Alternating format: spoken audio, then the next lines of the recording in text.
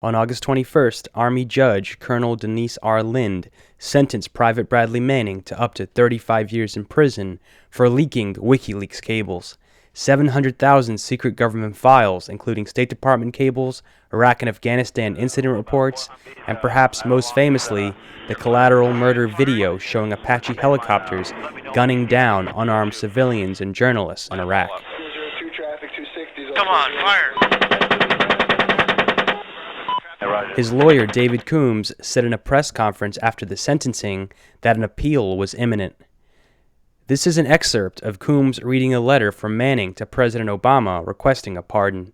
Manning said he was spurred to action after witnessing and taking part in injustices perpetrated by the U.S. government. Patriotism is often the cry extolled when morally questionable acts are advocated by those in power. When these cries of patriotism drown out any logically based dissension, it is usually the American soldier that is given the order to carry out some ill-conceived mission.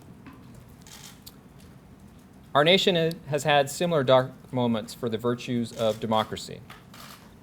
The Trail of Tears, the Dred Scott decision, McCarthyism, and the Japanese-American internment camps, to mention a few. I am confident that many of the actions since 9/11 will one day be viewed in a similar light.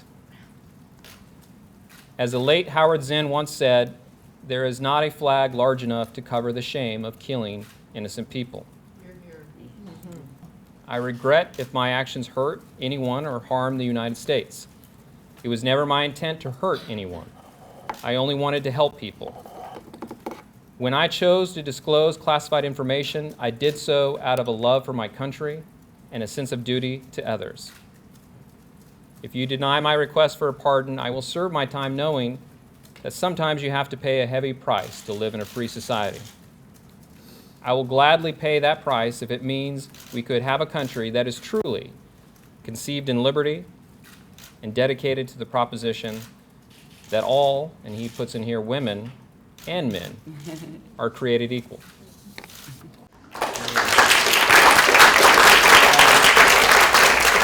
Legal experts say Manning's 35-year sentence is, quote, unprecedented. And while Manning could be released on parole in as little as 7 years, the military would likely oppose an early release. It sought to imprison Manning for 60 years after he was acquitted of the most serious charges of aiding the enemy, which could have resulted in the death penalty.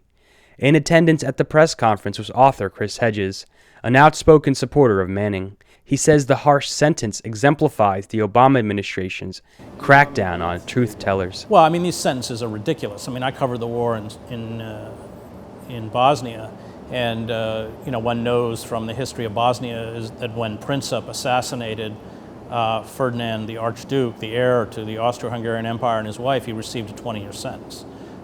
We have just gone crazy within this prison system, whether it's for drug offenses, whether it is for purportedly espionage, the misuse of the Espionage Act to go after whistleblowers, and these people are locked up for staggering amounts of time. So as a former reporter for the New York Times, as someone who has published top secret information, and let's remember that everything that Manning disclosed was never classified as top secret. It was all secret. 4 to 5 million people had access to it.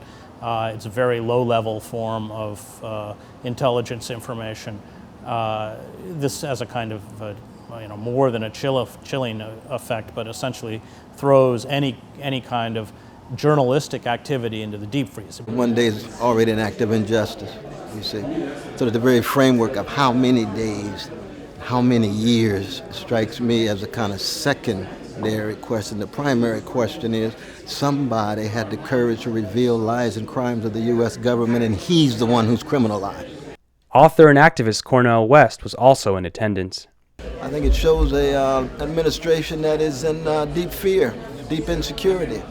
In some ways it's on the run because they're afraid of us. They're afraid of American citizens who are willing to raise questions in regard to their use and abuse of power. Ann Wright, a retired Army Reserve colonel and 29-year veteran of the Army and Army Reserves, says Manning is being punished for doing the right thing. Being a whistleblower, even in the military, is appropriate.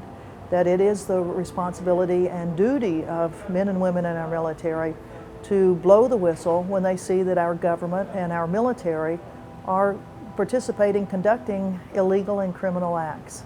And that's what Bradley Manning has done. He's been a whistleblower for the truth. And I believe the military should look at that and take a lesson from it and prosecute those who actually committed the criminal acts and not Bradley Manning.